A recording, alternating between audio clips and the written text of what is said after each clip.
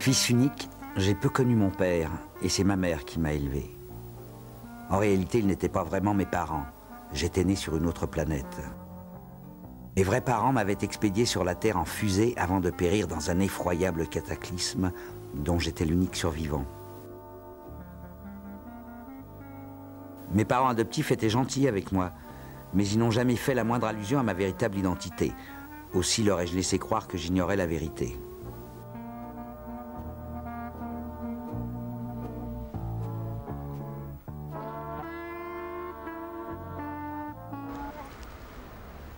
De même que j'ai toujours gardé le secret sur les super-pouvoirs que je possédais du fait de mon origine extraterrestre. Ces dons prodigieux qui auraient pu faire de moi le maître du monde, je n'ai jamais voulu les utiliser, même dans les circonstances les plus périlleuses. Je fis ma première fugue à 7 ans et demi passés. Je quittais le domicile maternel après avoir entassé dans une valise mes biens les plus précieux, c'est-à-dire mes collections de Mickey, Hopla, Robinson et Aventure. De quoi pouvoir tenir quelque temps sur une île déserte. L'île à la mesure de mes rêves avait les dimensions d'un continent. C'était l'Afrique, sauvage et mystérieuse, où je fus recueilli par le seigneur de la jungle.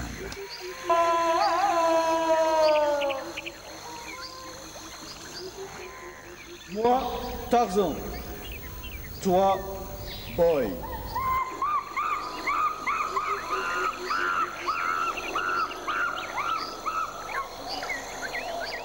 C'est dans la jungle, parmi les grands singes et les pygmées bandards que j'ai vécu les plus belles années de mon enfance.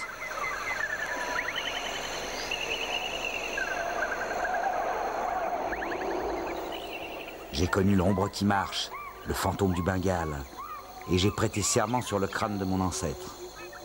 Je jure de consacrer mon existence à lutter contre le crime et la piraterie.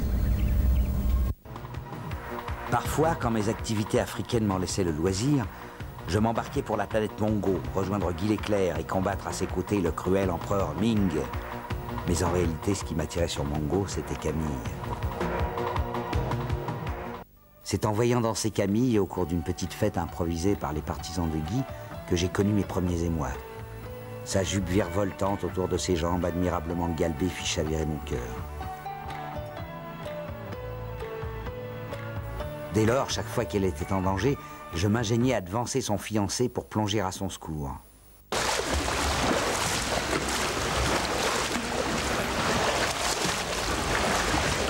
Camille chérie, parlez-moi, dites quelque chose.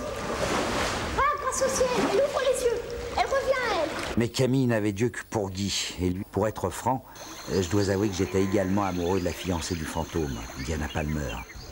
Quand je serai grand, j'aurai une fiancée aussi belle que vous, Miss Palmer. Ah, vraiment?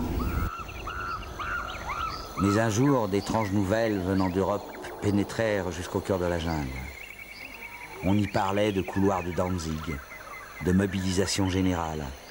On y parlait aussi d'un personnage nommé Hitler, plus cruel et plus dangereux que l'empereur Ming de la planète Mongo.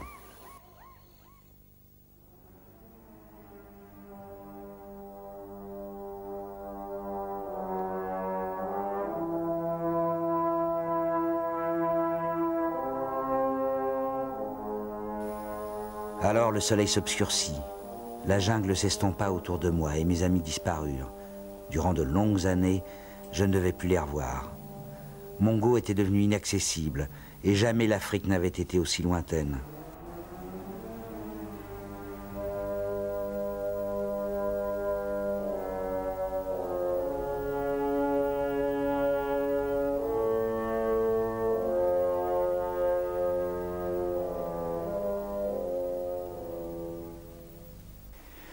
Sans doute était-ce moi qui avais changé. J'avais fait mon entrée dans le monde des adultes. Un monde dur et implacable. Une autre jungle où il faut trimer pour vivre. C'est alors que je devins Jacques Loeb, scénariste de bande dessinée.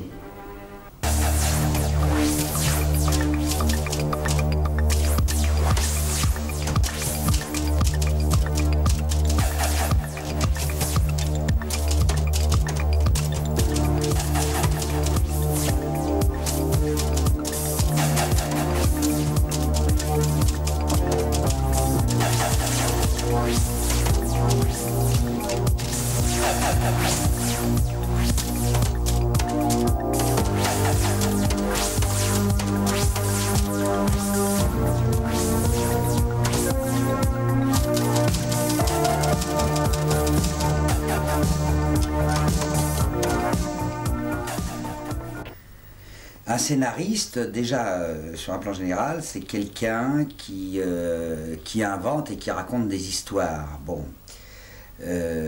C'est aussi quelqu'un qui donne de la matière première sur laquelle les autres vont travailler. Mais disons qu'un scénariste de bande dessinée va plus loin, parce qu'il est aussi dialoguiste. Alors c'est-à-dire qu'une certaine façon, il participe quand même davantage à la création, j'allais dire, de l'œuvre. Oui, pourquoi pas, à la création de l'œuvre, puisque à part lui, il n'y a que le dessinateur.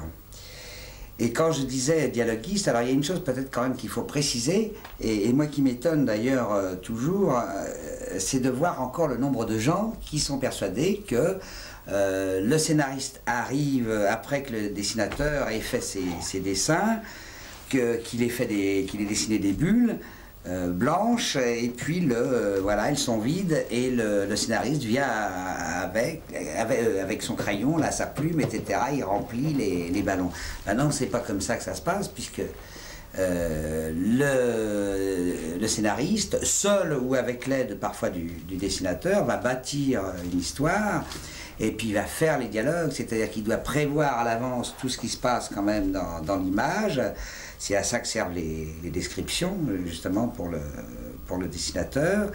Il doit parfois même prévoir l'angle de vision, le nombre d'images dans la page. Enfin, ça, on agit différemment sur un plan technique, ça dépend du dessinateur avec lequel on travaille.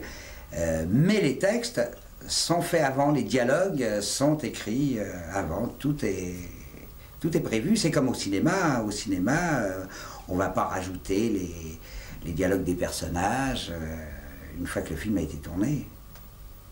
Monsieur Jacques Loeb, comment devient-on... Excusez-moi. Allô? Marcel, oui, salut, ça va? C'est Gottlieb. Oui, tu as reçu la page là pour Super Dupont, oui. Oui, bah pour le dialogue là, oui, tu remanies ce que tu veux là, oui.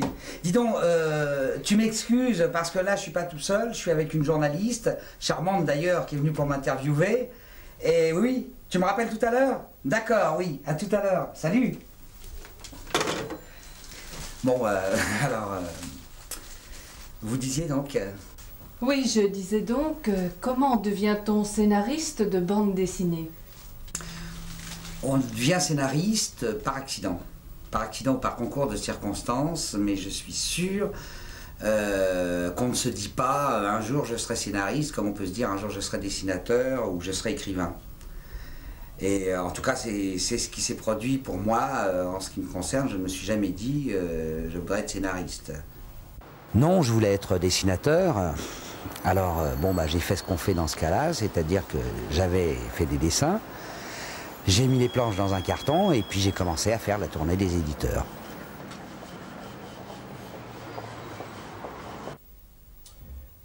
Oui, c'est pas mal, mais enfin, c'est pas tellement notre truc. Hein.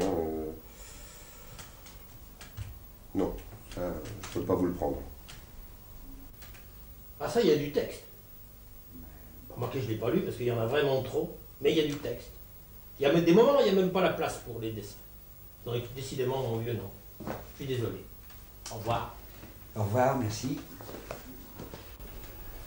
C'est encore assez peu professionnel. Hein. Vous avez un dessin qui doit encore s'améliorer considérablement avant de pouvoir être publié. Encore un tas de défauts que commettent certains débutants. Par contre, l'histoire me paraît intéressante. Et j'ai peut-être une solution à vous proposer. Si vous voulez, je suis tout prêt à tenter l'expérience. Je la fais dessiner par quelqu'un d'autre et nous marchons comme ça. Oui, j'avais pas pensé, mais effectivement, oui, ça peut... oui. Merci. Eh bien voilà, on fait comme ça. On va apporter du texte. Merci. Ah, bonjour Annie, comment allez-vous? Bonjour Jean-Michel, Ça va vous-même. Je vous apporte mes planches. Des choses intéressantes? Je l'espère. Voilà. Merci. Ça me paraît excellent. Hein? Ça me paraît excellent.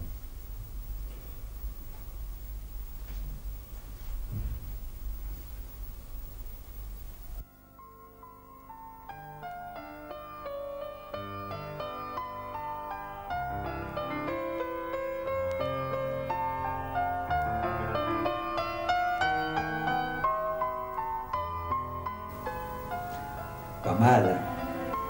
Pas mal. Ça me fait plaisir de vous rencontrer parce que j'aime bien ce que vous faites. Vous savez, je connais un peu votre travail. Et c'est bien. Hein. Je ne sais pas si vous êtes libre, là, si vous avez un moment de libre, on pourrait peut-être venir chez moi, je vous montrerai mes scénarios. Je ne dois pas être la première dessinatrice à laquelle vous dites ça. D'ailleurs, je ne suis pas celle que vous croyez.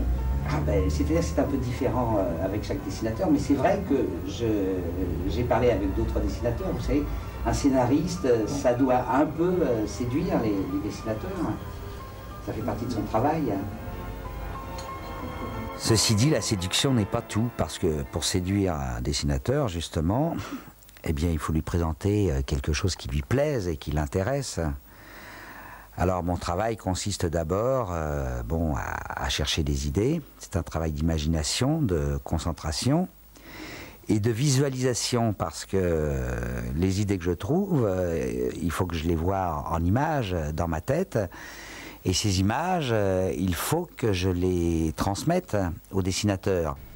Ça fait longtemps que tu attends, toi? Ça fait bien 3 semaines.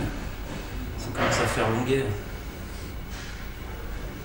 Alors pour les transmettre, bon, bien sûr, il y a certainement plusieurs procédés.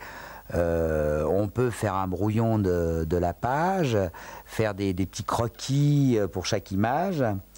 Ça m'arrive quelquefois, mais vraiment, plus généralement, je préfère taper à la machine. Bon, je tape. Pourquoi je préfère taper à la machine? Parce que j'ai l'impression qu'en lisant les descriptions, le dessinateur n'est pas un simple exécutant, il se sent peut-être moins obligé de se conformer à la lettre, à ce qui est crevardé. Et toi, ça s'est bien passé la dernière fois? Moi, ça se passe bien à chaque fois. Il n'y a pas de problème. Alors, ces descriptions, moi, je les tape en rouge, et les textes, les dialogues qui doivent s'inscrire dans les ballons, ça, je les tape en noir. Alors voilà, donc c'est tout un travail, tout cela. C'est un accouchement. Monsieur Pichard? Elle s'appelle Blanche Épiphanie. C'est une orpheline. Ah, je ne pas. Oh, mais c'est tout de même un beau point de fille. Montre-nous voir. Montre-nous cette chose merveilleuse. Ah, oui, évidemment. Blanche Épiphanie. Et le titre de l'épisode, L'enfant du chaos. Page 58, 7 images. Je donne toujours le nombre d'images par page. Image numéro 1, alors, les dialogues. Zéna. Allons, ne faites pas cette tête-là. Vous me rembourserez cet argent plus tard, sur votre trésor de guerre. L'image numéro 2, description, toujours en rouge. Image axée uniquement, maintenant, sur Défendard et Zéna qui conversent toujours en marchant. Ils sont vus de plus près. Dialogue, en noir. Défendard, mon trésor de guerre. Zéna, oui, l'argent que vous a laissé Black Rider pour que vous puissiez regagner votre pays avec Blanche. Monsieur Gigi? Oui. Monsieur Gigi? Oh, écoutez, le vôtre, il est vraiment adorable. Regardez ça, il a plein de poils partout. C'est un petit être venu d'ailleurs. Regardez-moi ça. Oh, merci. Mais formidable. Monsieur Rochette, maintenant. Pauvre monsieur, il faut que je prévienne, c'est pas un enfant comme les autres. Ah bon? Non, c'est un train.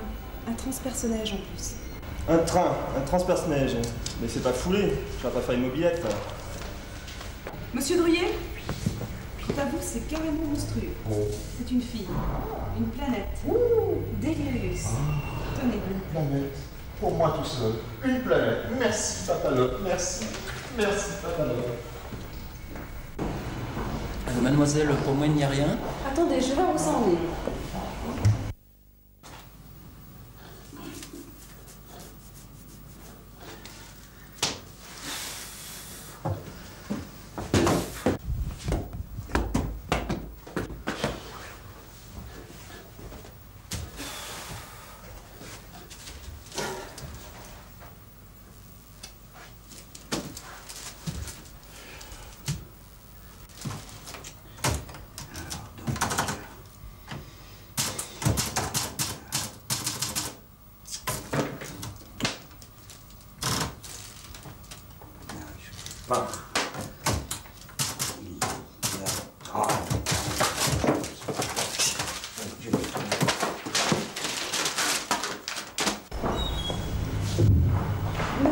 inquiétez pas, ça se présente bien.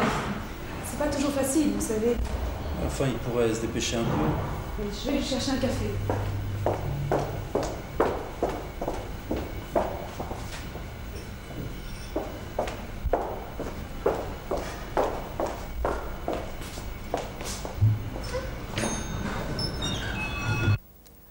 L'association scénariste-dessinateur, c'est une sorte de mariage. C'est la formation d'un couple, en fait. C'est-à-dire que, d'une part, il y a le scénariste, d'autre part le dessinateur. Donc, deux personnes qui... Merci, mon petit. Donc, deux personnes qui vont s'associer pour travailler ensemble. Alors, ça a été mon cas avec beaucoup de dessinateurs. Ça a été mon cas avec Philippe Drouillet, pour qui j'ai fait le scénario de Delirius. Et c'est un mariage dont j'ai gardé un bon souvenir d'ailleurs. Ça a été une expérience extrêmement intéressante avec lui parce que d'une part, bon, j'ai dû tenir compte de son univers parce que c'est lui qui avait créé le personnage principal et en même temps je devais apporter mes idées et faire vivre à ma façon son personnage. Alors Pichard, c'est le dessinateur avec lequel je travaille depuis longtemps et nous avons vraiment fait un bon bout de chemin ensemble, un long bout de chemin. On a commencé à l'époque de Chouchou, c'est Forest qui nous avait présenté. On a commencé avec Ténébrax et puis ensuite avec Submerman qui était passé dans Pilote. Alors ça, c'était des bandes qui s'adressaient aux enfants. Puis après, la bande dessinée a évolué et s'est adressée plus particulièrement souvent aux adultes. Alors c'est là que nous avons créé Blanche Épiphanie pour V Magazine d'abord, ensuite c'est passé dans France Soir. Et puis nous avons travaillé aussi sur Ulysse. Nous avons fait une adaptation de l'Odyssée d'Homère en favorisant là alors le côté science-fiction et puis le côté érotique. Bon. Une expérience intéressante également, c'est celle que j'ai faite avec Robert Gigi pour le dossier des ovnis, des soucoupes volantes. Parce que là, c'était un petit peu particulier. En fait, c'est une forme de journalisme en bande dessinée qu'on a réalisé. Parce que, contrairement à ce que je fais d'habitude, là, ce ne sont pas des histoires que j'ai inventées, mais on a mis en images, sous forme de séquences, avec dialogue, etc.,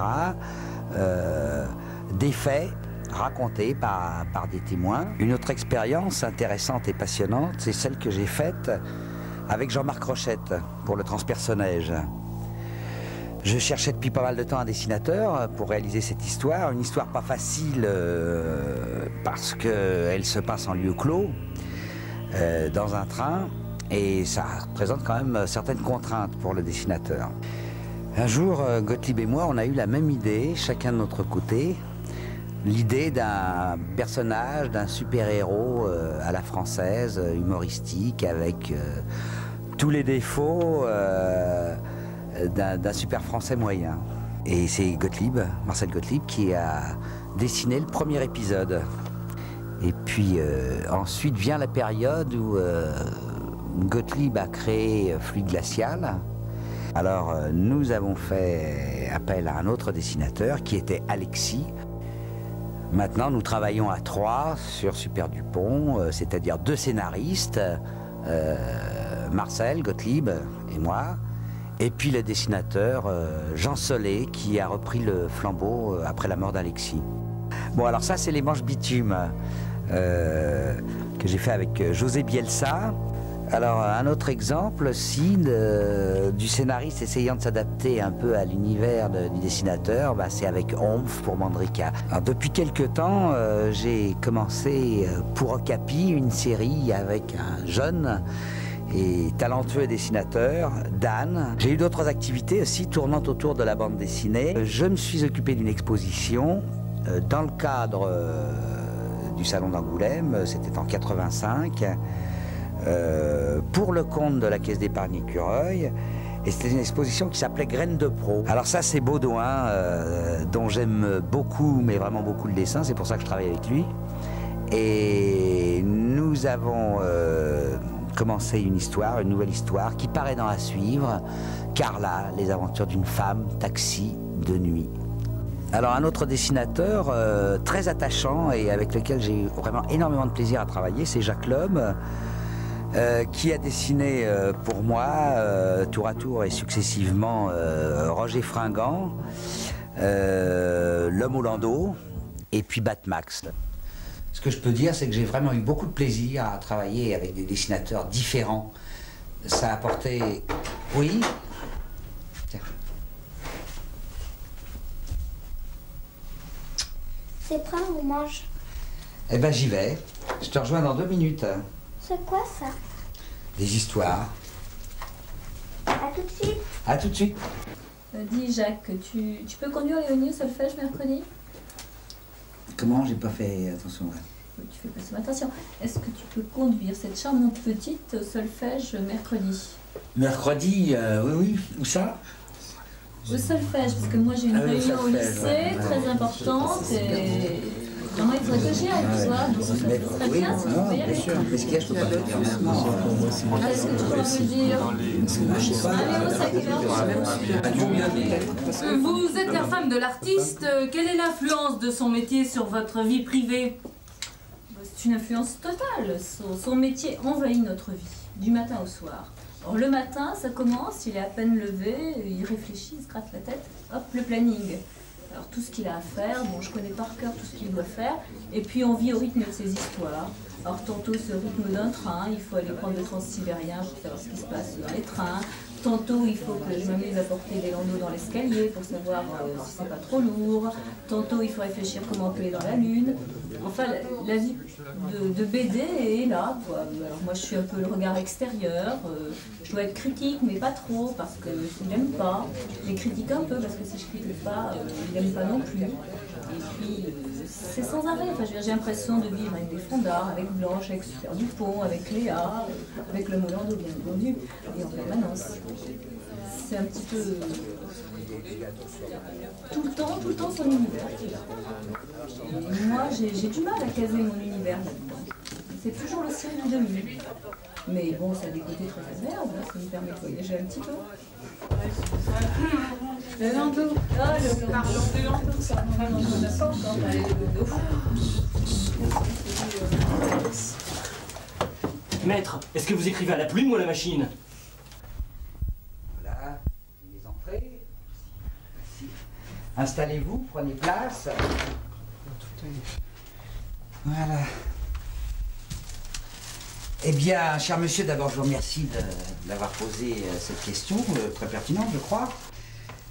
Pour le corps de l'histoire, pour le travail définitif, il est évident que j'utilise une machine à écrire. Mais la machine à écrire n'est pas l'outil principal. L'outil principal, le plus important, c'est, pour un scénariste de bande dessinée en tout cas, c'est son cerveau. Je vais vous montrer. Voici, vous avez là un cerveau de... Voilà. Pardon. Un cerveau d'homme normal. Enfin, d'homme courant, quoi. D'homme de la rue, comme on dit, généralement. Voilà. Et ici, vous avez un cerveau de scénariste de bande dessinée. Vous voyez tout de suite la différence. En ce qui concerne le cerveau de scénariste de bande dessinée, la première différence qu'on peut constater, d'abord, ce sont les circonvolutions. Admirez la beauté de ces circonvolutions qui dénotent une aptitude, enfin, vous voyez certaines arabesques là qui sont assez jolies, qui dénotent une certaine aptitude aux choses artistiques. Vous voyez voilà. Bon, ensuite vous remarquerez le volume. Vous remarquerez que le cerveau de scénariste est beaucoup plus important que celui d'un homme ordinaire. Il est très développé donc, mais il est développé harmonieusement. Autre chose aussi, j'en ai malheureusement pas sous la main, mais nous avons aussi des électroencéphalogrammes de scénaristes de bande dessinée en action qui sont très très beaux et très décoratifs. Voilà, ben, j'espère écouter avoir répondu à vos questions et voilà. Très bien, maître, merci. Ces conseils éclairés vont me permettre de suivre vos pas sans problème. Eh bien écoutez, je vous le souhaite, jeune homme. Merci. Merci. Tenez la porte par là. Jacques Loeb, est-ce que pour vous la bande dessinée est un tremplin ou un but? Pour moi, la bande dessinée restera toujours un moyen d'expression privilégié. Même si je m'intéresse à d'autres domaines, même si je travaille pour le cinéma, si j'écris des nouvelles, bon, tout ça, ça m'intéresse beaucoup, c'est très bien. Mais la bande dessinée, c'est un peu différent et c'est un moyen d'expression privilégié à cause du plaisir que ça me donne, parce que j'éprouve toujours beaucoup de plaisir à faire des petites bandes dessinées comme ça. C'est pas péjoratif hein, quand je dis petites bandes dessinées, mais c'est ces histoires comme ça en images qui se suivent. Et puis alors sur un plan sentimental aussi, c'est privilégié, parce que, sur un plan sentimental, parce que c'est lié aux rêves, et puis à mes rêves d'enfance, c'est lié à l'enfance. Parce que fils unique, j'ai peu connu mon père, et puis c'est ma mère qui m'a élevé.